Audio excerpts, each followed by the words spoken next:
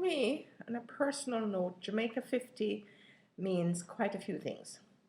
It's freedom, not freedom from slavery or whatever, though that is implied, but freedom to finally be a country and to do something that says you're Jamaican and you are from this particular little island.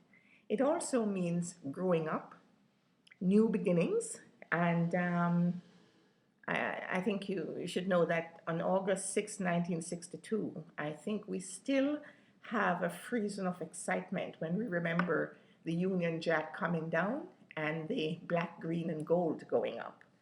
And I was a teenager then, so I knew what was happening. And even amidst the euphoria and all the big celebrations and all the parties, there was in the circle of my parents, particularly, a little bit of trepidation. Were we really doing the right thing? Were we really uh, mature enough to take over all our uh, politics, our education?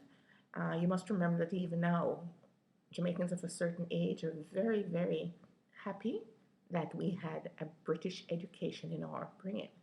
So although there was all that excitement, for me, it was exciting. As a teenager, it was the parties, going out, enjoying, but because of where I lived and the people I talked with, I also realized that this was a major step for the island, for everyone who was Jamaican.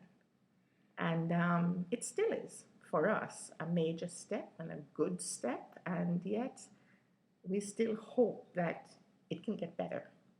And in 1962, I think that was perhaps the best part of it. There was hope